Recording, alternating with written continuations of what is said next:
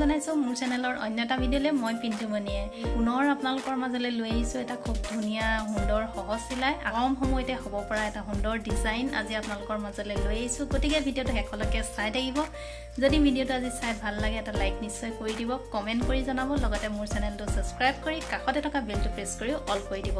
তেনেহলে বলকচোন এতিয়া দেৰি নকৰি ভিডিঅ'টো ষ্টাৰ্ট কৰো আৰু সোনকালে এই সুন্দৰ ডিজাইনটো আপোনালোকে শিকি লওক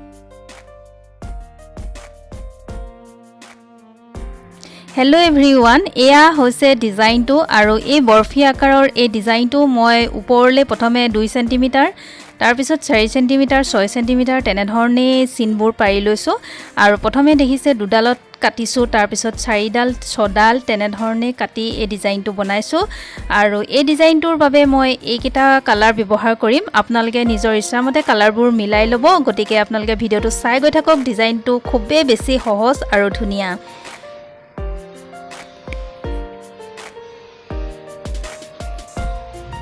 আৰু এই ডিজাইনটোৰ বাবে মই প্ৰথমে চেইন ষ্টিচটোৱে ব্যৱহাৰ কৰিম গতিকে সকলোৱে পাৰিব এই চিলাইটো গতিকে মই সকলোৰে বাবে আজি এই ডিজাইনটো লৈ আহিছো যিসকলে চিলাই কৰে তেওঁলোকেতো পাৰিবই